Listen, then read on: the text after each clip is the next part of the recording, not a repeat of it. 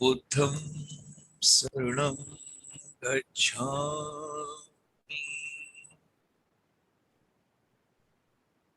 After the post-pandemic period, in the post-pandemic period, we extend a very hearty welcome to all our brothers and sisters across the globe.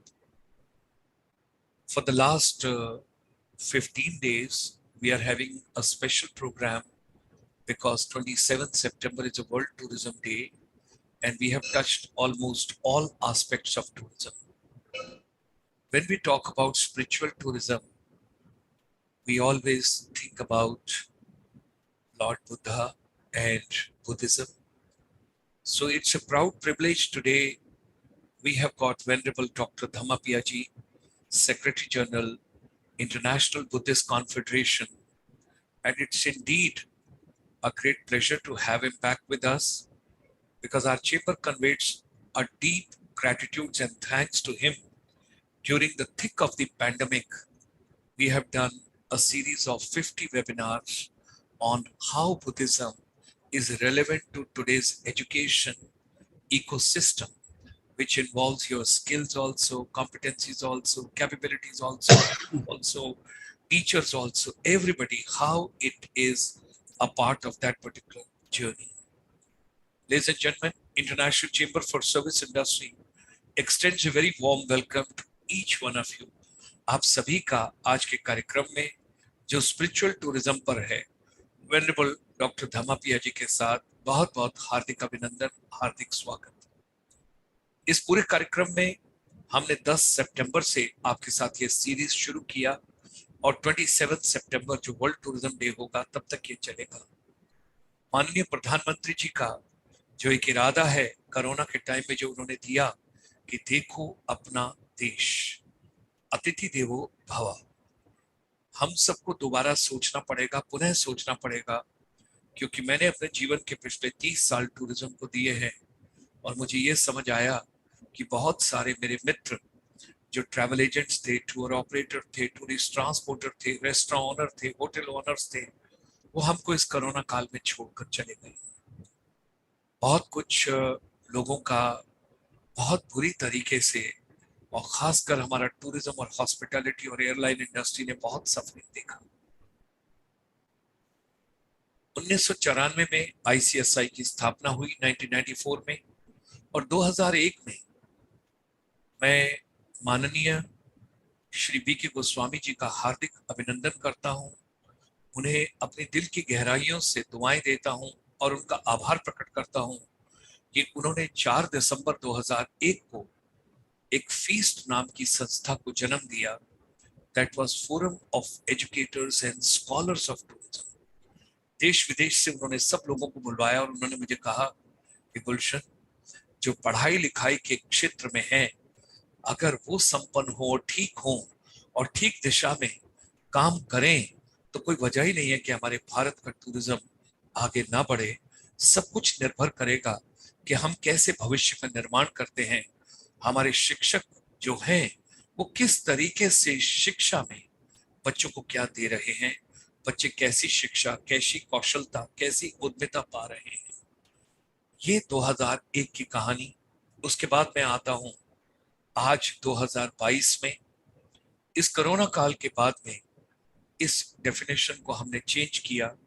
जो forum of educators and scholars for tourism था वो अब forum of educators and skill providers for tourism हो गया. यदि आपकी कौशलता अच्छी है तो शिक्षा के साथ साथ कौशलता की बहुत ज्यादा जरूरत है. हमने 10 सितंबर को ये कार्यक्रम शुरू किया, इंडियन टूरिज्म पोस्ट पैंडेमिक. 11 तारीख को हमारे साथ NRIs आए, उसके लिए भी मैं आभार प्रकट करता हूं विवेक शंकर नटराजन जी का. 12 तारीख को हम लोग नॉर्थ ईस्ट में गए, अरुणाचल प्रदेश, नागालैंड, मणिपुर, मिजोरम, त्रिपुरा, आसाम, मेघालय, सिक्किम.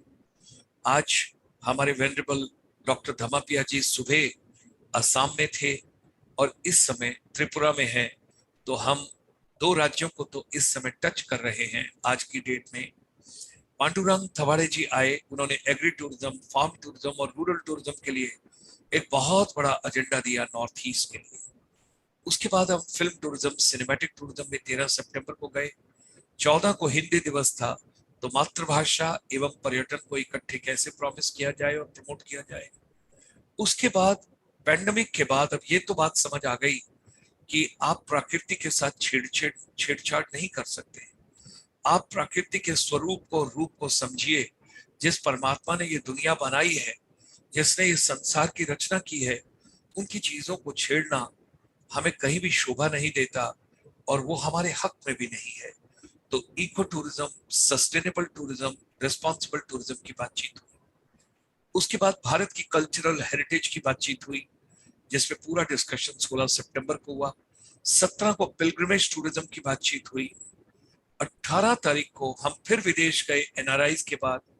इस बार यूएसए के साथ कनाडा भी जुड़ गया कि टूरिज्म पोस्ट पैंडेमिक कैसा है और एनआरआईज भारत में क्या सहयोग दे सकते हैं। उसके बाद हम 19 तारीख को कॉन्फ्रेंसेस, कन्वेंशन, ट्रेड फेयर और एग्जीबिशन टूरिज्म में आए। उसके बाद होटल इंडस्ट्री ने भी बहुत सफर किया पैंडेमिक में। तो पोस्ट पैंडेमिक में किस तरीके से जो हमारी होटल इंडस्ट्री है, हॉस्पिटैलिटी इंडस्ट्री है, उसमें कैसे सुधार हो रहा है। उसके बाद हमने एक जर्नलिज्म को लिया और पब्लिक रिलेशन को लिया और जो ट्रैवल जर्नलिस्ट हैं उनको लेकर आए और हमने खासकर बातचीत की कि अगर हम लोगों को, बच्चों को, टीचर्स को, स्कूल को, कॉलेज को, यूनिवर्सिटीज को और पूरी सभ्यता को पॉजिटिव रखेंगे तो कोई वजह ही नहीं है कि अच्छे भारत का निर्माण न हो। इन्हीं सब चीजों को मद्देनजर रखते हुए हमने उसके बाद बातचीत की। जर्नलिज्म, मैस कम्युनिकेशन, इन सब चीज को हम लेकर चले। उसके बाद आए सर्विसेज एक्सपोर्ट्स में chairman services export promotion council. ये ministry of commerce and industry, government of India का एक एपेक्स बॉडी है, वर्टिकल है। और जो धमापिया जी का सपना है, हम चेयरमैन एसईपी से भी बातचीत करेंगे उसके बारे में। उस स्वप्न को मैं अभी साक्षात करूंगा थोड़ी देर में।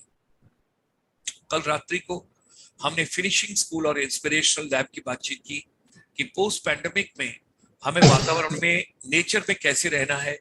Water management, waste management, climate management, carbon neutral, और हमें औरों की संस्कृति को भी समझना है। 27 सितंबर को हमारा प्रयास है, हमारा एक सपना है कि हम अपने चेंबर की तरफ से एक कंपेंडियम रिलीज करें जो बुक और कंपाइलेशन की फॉर्म में हो, जिसकी रिसर्च चित्रा कपूर मैम और उनकी टीम और हमारे सभी लोग सब मिलकर इकट्ठे कर रहे हैं। Rethinking tourism post pandemic. कल सुबह 9:30 बजे आपको अमेरिका लेकर चलेंगे, जहां से प्रोफेसर सत्येंद्र धीमान साहब बातचीत करेंगे विद्या से अध्यात्म विद्या की ओर। आपकी सेहत, आपकी मानसिक स्थिति, आपके शरीर की स्थिति, सब कुछ निरंतर में और एक अच्छे से रहनी चाहिए। तो कल शाम को 7 बजे ग्लोबल वेलनेस और हेल्थ टूरिज्म पर आयुर्वेदा के माध्यम से बातचीत करेंगे। और कल रात्रि को 8 बजे हम आपको एनआरआईज के पास लेकर चलेंगे, जो कनाडा के अंदर चार्टर्ड अकाउंटेंट्स एसोसिएशन है, जिसमें सभी फाइनेंसर और सभी लोग कनाडा के इकट्ठे हैं। तो हमारे चार्टर्ड अकाउंटेंट जो उसके एपेक्स बॉडी में सूर्य विजय शास्त्री कोटामार्ती जी, वो आएंगे कल रात्रि के 8 बजे। उनके साथ विकास मल्होत्रा आएंगे और प्रोफेसर विवेक शंकर नटराजन जी आएंगे। हमने एक अच्छी कम्युनिटी को डेवलप करना है, एक सभ्यता को डेवलप करना है। जो कुछ भी हम सोच सकते हैं और जब हम दृढ़ निश्चय कर ले कि हमने करना है, तो वो होकर रहता है। ऐसा ही एक सपना प्रोफेसर हमारे जो वेनरेबल डॉक्टर धमापिया जी हैं, उन्होंने भी देखा, और वो है धमापिया इंटरनेशनल बुद्धिस्ट यूनिवर्सिटी का। ये त्रिपुरा में आ रही है। मैं सभी अपने भाई बहनों को, सभी को आमंत्रित करता हूं कि आज वेनरेबल डॉक्टर धमापिया जी इसके बारे में भी थोड़ा हमें बताएंगे और इसके भी हम विचार लेंगे और उस चीज को आगे लेकर चलेंगे। इन्हीं शब्दों के साथ join me in extending a very hearty welcome to Venerable Dr. Dhammapiya ji, Secretary General, International Buddhist Confederation। इन्हीं शब्दों के साथ धमापिया जी का बहुत बहुत आभार। आपकी प्रेयर के साथ हम आज का कार्यक्रम शुरू करेंगे। आपका बहुत बहुत स्वागत और बहुत बहुत आभार। Namo tassa bhagavato arahato samma sambuddhassa Buddham saranam gacchami Dhammam saranam gacchami Sangham saranam gacchami.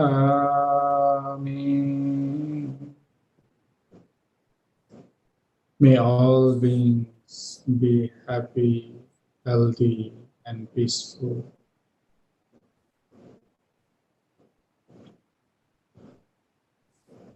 Good evening, good morning, good afternoon to everyone who are watching and attending this program from different parts of the globe. Special thanks to Dr. Gulshan Sharmaji for bringing me back to this online series of different programs, seminars, talks, etc. that he has started immediately after COVID has set in, probably.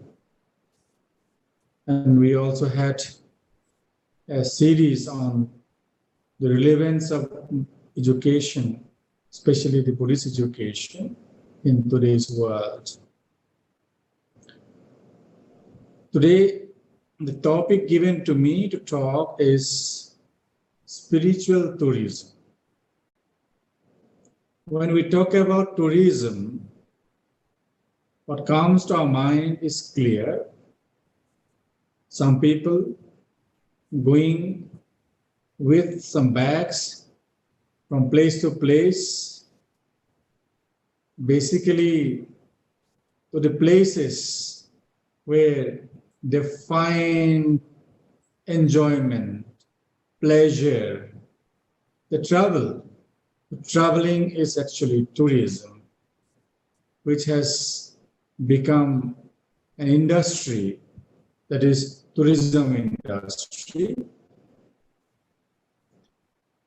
How this tourism can be spiritual tourism, or this tourism traveling, normally people travel for pleasure, to enjoy beauty, scenic places at different parts of the world. But for last few decades, probably, a new concept came out. People don't travel only for pleasure. People don't travel only to look at the mountains or the hills or rock or something like that. People travel for something else also. They travel to learn. They travel to know. They travel to experience. And they travel to elevate themselves. They travel to transform themselves. That is how the spiritual tourism has come into flow, or now it is very much known to the people that when you travel, it's not only that you travel to the places where big dams and picture, very scenic beauties are there, but you visit the spiritual centers, yoga centers, monasteries, nunneries, temples, or religious places where you will find something to learn, and that can change your perspective, your thinking, your feeling Very important. The feeling is also very important. How we perceive the world, how we believe, how we have been given to understand, to believe about the world, it affects our perspective. Like, for example, if we are born to a particular religion, to a family who follow a particular faith, say Christianity, there will be some belief system in that particular religion, say Christianity, and a small baby, a child, boy or girl, from the time of birth, when he or she grows up, if she or he is given only the teaching or the perspective of what is there in the Bible, in Christianity, and nothing else, then the world will appear to him or her like it's a Christian world. Everything is created by God or Jesus, and nothing more than that. And if a person, a boy or girl, a child, who is born to a Muslim family and brought up in Muslim Islamic atmosphere and given teaching only about Quran and Allah, then he or she will have the knowledge and the worldview from that point of view. The world is created by Allah or whatever you call, and then whatever is said in Quran is the ultimate and nothing else. So then a fixed viewpoint comes for that person, right? And if a person, a boy or girl is born to a Buddhist family, for example, or joint family or Hindu family, and if he or she is taught only that particular text or religious belief system, he or she will have a particular perspective or worldview. So this is actually a specific worldview that we are inculcating to our children. So here, the spirituality is more than that. This is what we have to understand. Spirituality is universal. It has a universal context, universal applicability, and universal relevance. When we confine to only a particular set of belief system, and we look at the world only from that lens that we are provided, then we are not actually practicing spirituality. We'll be following some rites and rituals and dogmas or certain things. Right.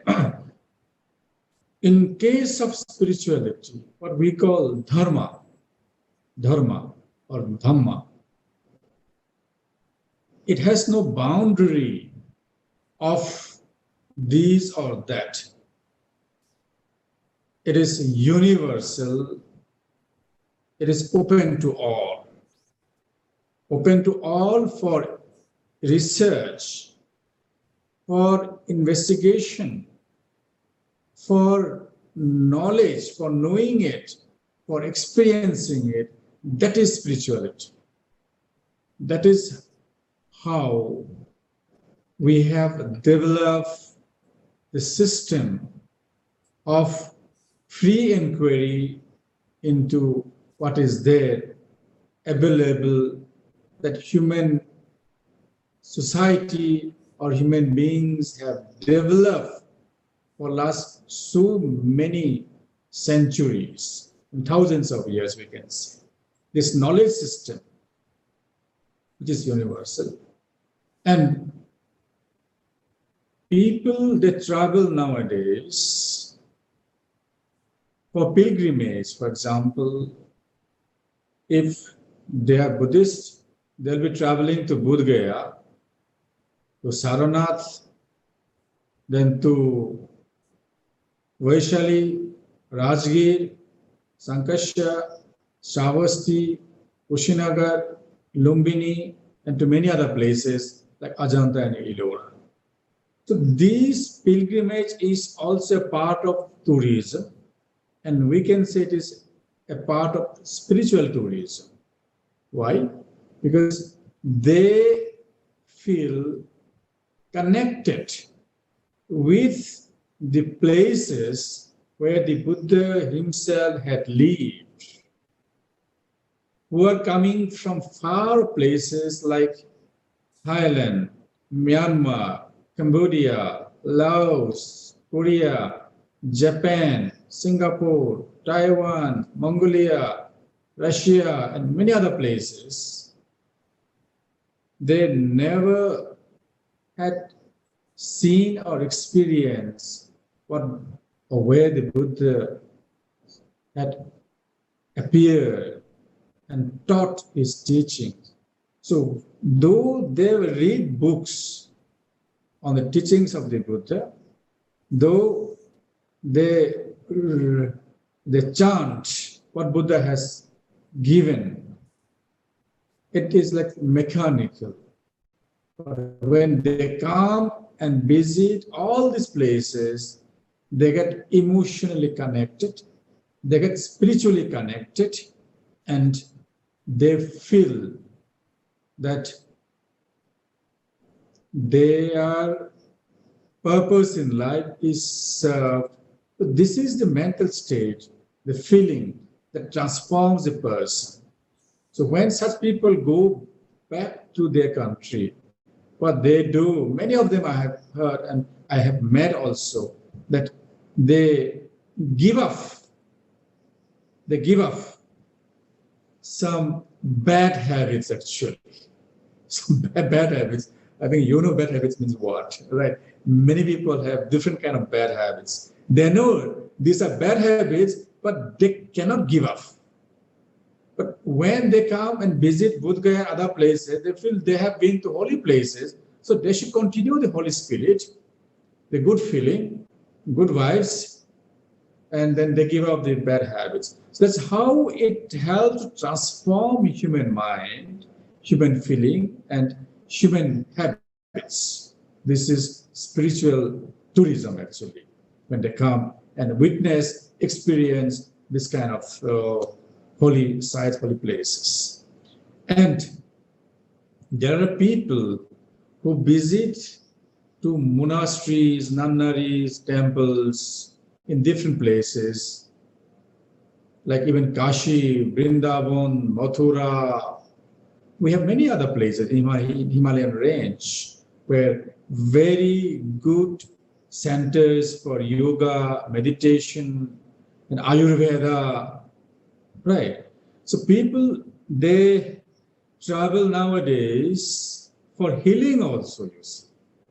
This not only visiting some temples or monasteries, they go for healing. It's called well-being. So well-being and peace, these are very important concepts or the values that we human beings aspire for nowadays. Especially after the COVID pandemic, we all know that we have to take care of our health. It's our first and foremost important thing. Money can be earned or made, but if health is lost, nothing can be enjoyed or nothing can be meaningful in our life. So health has to be taken care of, and it is not only our physical health, but it has to be comprehensive, holistic well-being. That is the health for the mind, the health for the body, health for your heart, or your whatever you call your spirit, or your feeling, everything you feel you are healthy, right? That's how the Ayurveda, yoga, meditation, chanting, and then even exercises, many things they provide actually as a combo spiritual tourism. I would like to say like that, right? Combo spiritual tourism. So we have to think in that way. And when we are talking about this tourism, spiritual tourism, we have to bring all this aspect, right? It's not only going to some places. So there should be this yoga, meditation, and healing, then this chanting, whatever, whether it is in Buddhist tradition or in Hindu tradition, Jain tradition or Muslim or Christian, it doesn't matter. Whatever gives the good background or the good environment to practically improve one's own feeling and transform one thought and thinking and broaden the perspective of world view where one understands the universality of our existence. When we look at the existence of human beings from the Dharma point of view, from the universal perspective, we know there is no difference between you and me.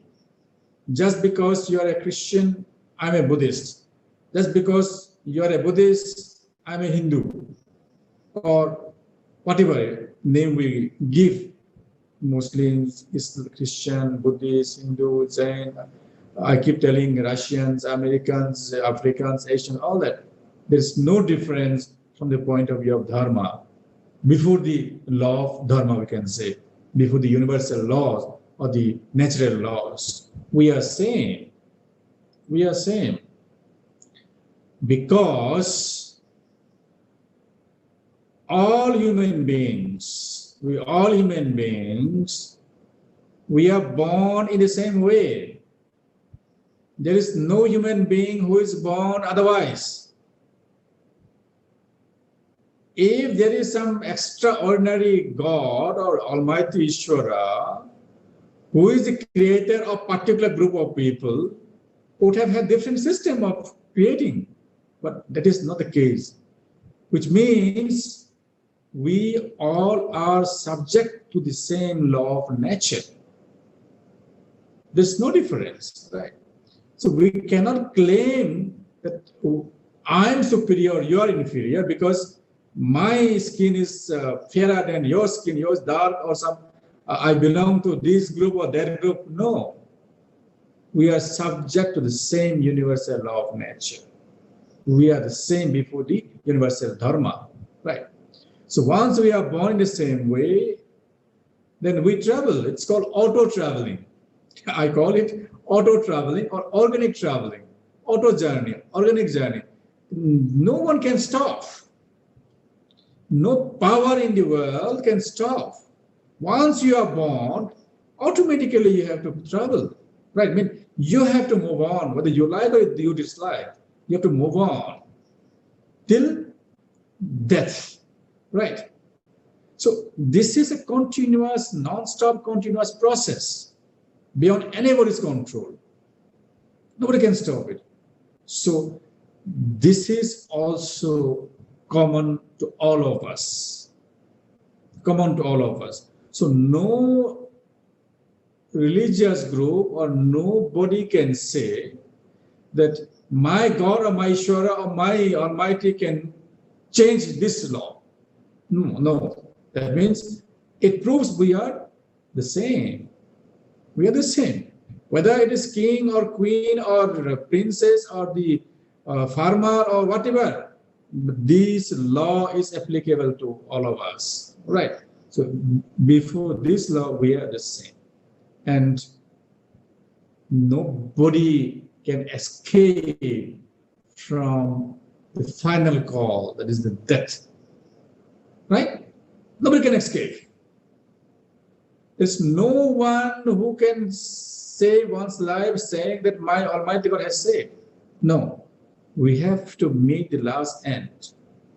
So when we are traveling from birth to death, what we do, that is utmost important.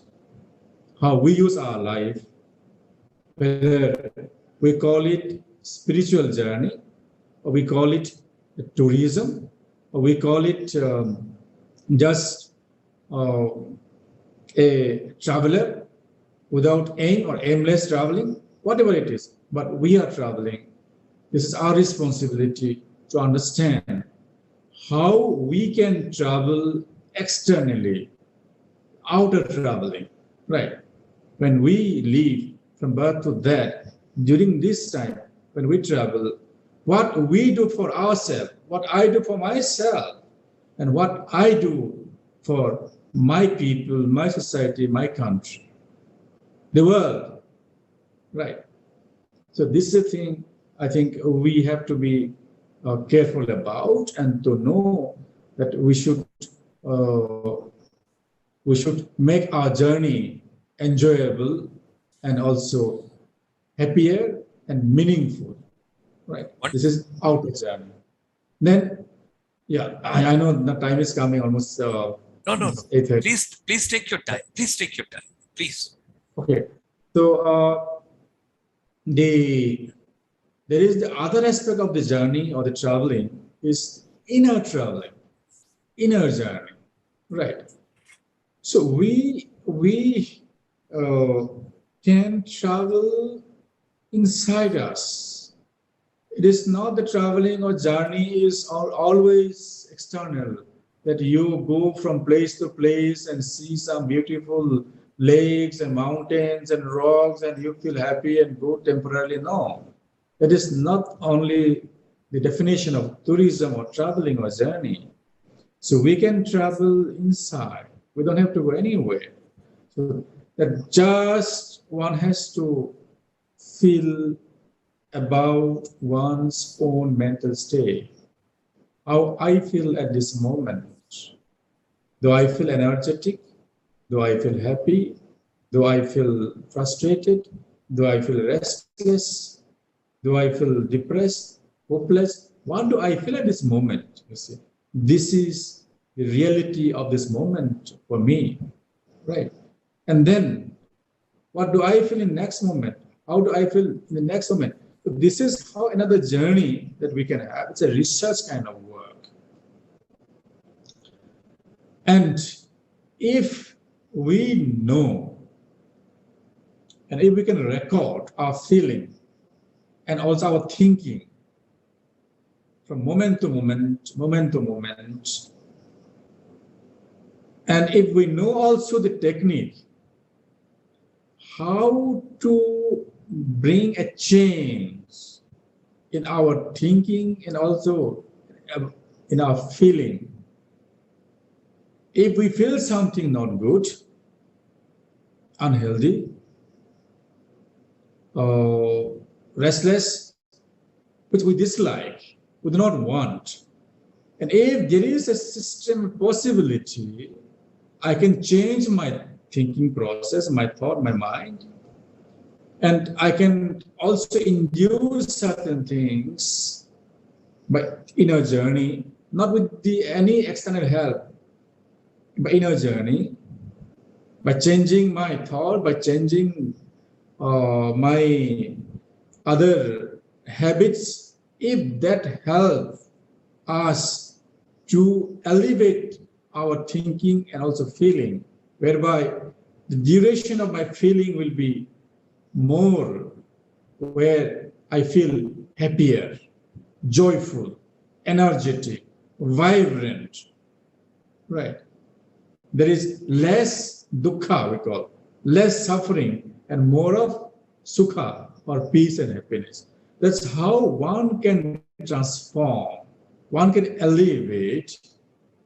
So this is what the one, when travels, keeping the universal perspective, that is more important than sticking to my particular religious or dogmatic belief system.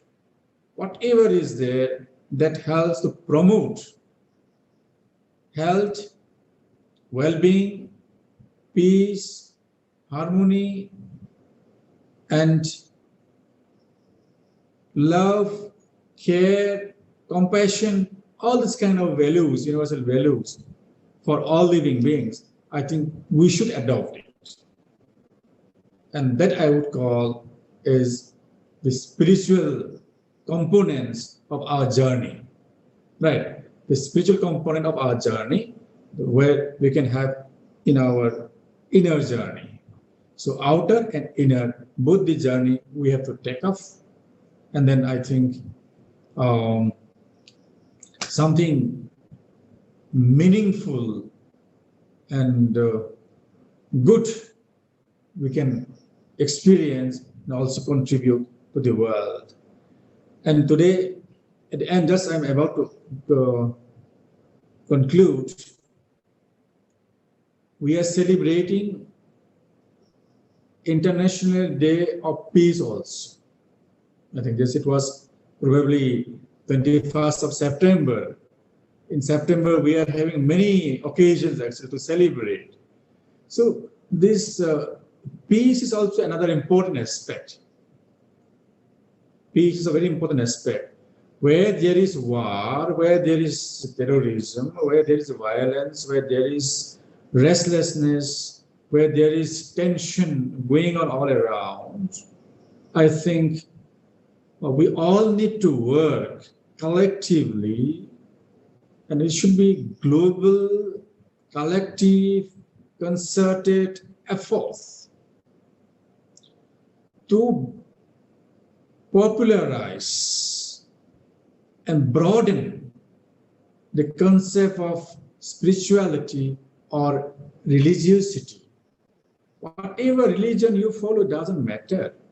But let us have one goal, that practice compassion, love, and care for all living beings, for nature, for water, that is, take care of the environment, everything we are given by nature, by God, whatever you call, for free, and take care of ourselves. So by practicing and promoting these values, I think we will definitely be practicing our religion, and that will be a great spiritual journey, spiritual tourism, because we'll be helping each other. Spirituality means what? We all look for something good, right? We all look for something good. From where? Through spiritual practice. I think this is very important, that we all should do something to help the Mother Earth, to help the society, to help the world lead a peaceful life, peaceful world. Thank you so much, everyone. Dr. Thank you very much, Venerable Dr. Dhammapiyaji. It's so enlightening. It's so enriching. You touched so many points. I've got two questions at the end, which is coming from the audience. Okay. You know, you would be happy to know that during the pandemic, we have grown quite a bit. 1.2K. That means 1,200 people are watching you at this point of time from world over this particular program. There are two questions which I'll take from the audience, if you'll permit me. Yes, please go ahead. The first question, somebody is telling, how do you separate religious tourism, pilgrimage tourism, and spiritual tourism? This is the first question which somebody has posed. So do you want that both the questions should be taken separately? Let's take one by one. One by one. This is the first question. Yeah. Right. Religious tourism, spiritual tourism, and pilgrimage tourism. Pilgrimage tourism. Yeah. See, there is very thin line. They are almost interrelated. When a person visits to a place, a religious place, also a pilgrimage place, for example, right? And when we visit religious place as a pilgrimage, as a pilgrim, then we develop good feeling, a feeling of something which make us actually get connected with the place and people, elevate us. So there, we call it punya, right? We call it punya.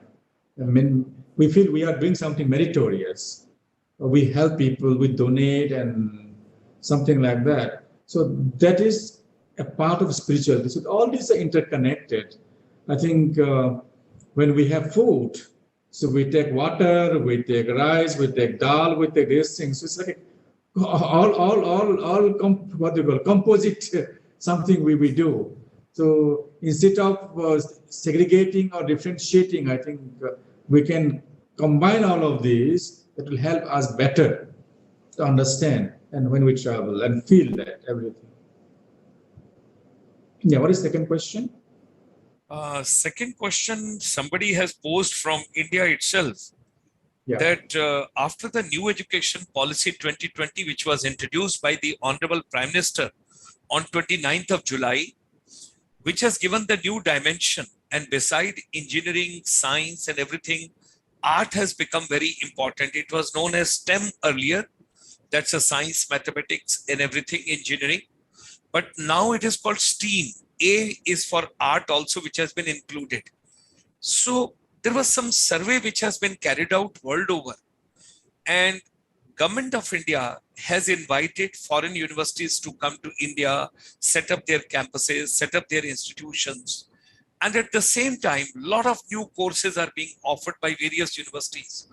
But people world over, in spite of having all the comforts, luxuries, and whatever you need in life, they want to come to India and they say, do you have a program on spiritual academics? Do you have a part on spiritual enlightenment? So what do you feel? What exactly are they looking forward to? You have given a lot of buzzwords. I have got it. That is health, well-being, peace, harmony, love, passion, compassion. Like a good student, I have taken all the notes. And initially, you gave such a nice thing: travel to know, travel to learn, travel to experience, travel to elevate yourself, travel to transform, travel to add to knowledge, travel to build your belief systems. I have taken, like a good student, all the notes. Why somebody wants to come to India for spiritual journey? What exactly is that? What are they looking forward to? And what do they experience when they go back? Yeah. Colleges, universities, they have their own programs, mostly academics, professional requirement, whatever things are required to earn livelihood. But the world over, as we know, everybody feels there is something missing in life. What is that? Yeah, something missing in life. So people are now actually doing research on that, right? What I am missing. And then that's why they are traveling. They are traveling, they are journeying, they are doing research. And it is understood and believed that India is a country, Bharat is a country, a place where for millennium there have been the tradition of spiritual masters, enlightened people.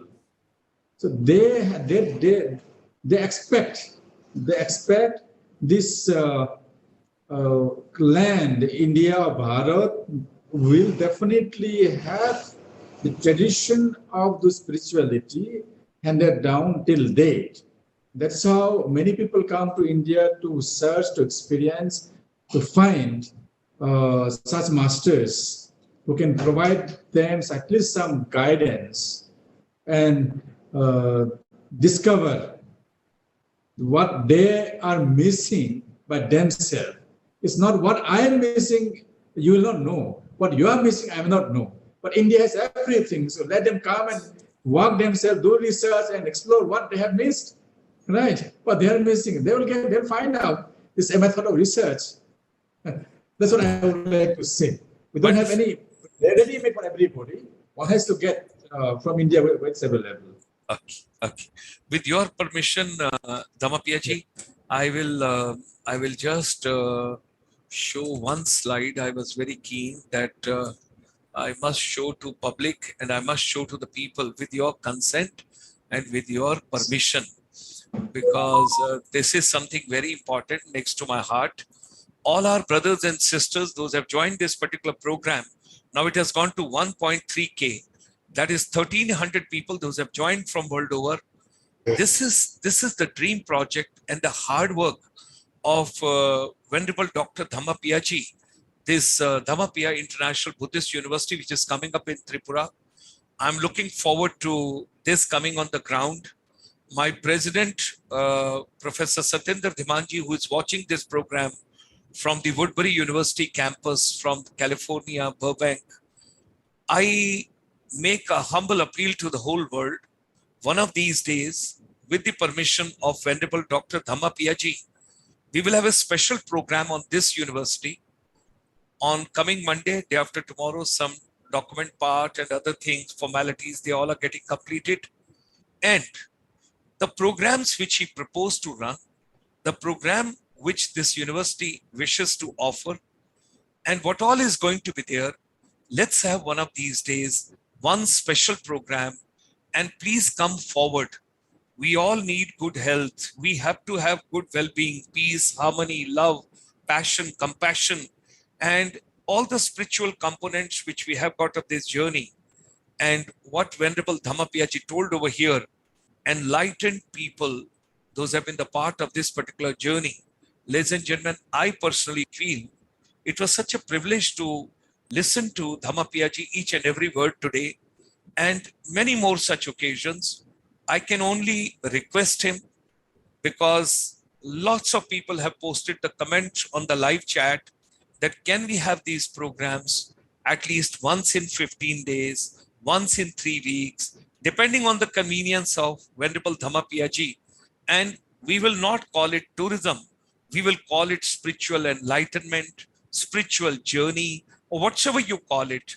But today it was my compulsion, because 10th to 27th September, we are having celebrations of tourism, because 27th September is a World Tourism Day. But we would like to make a request to you. Let's restart.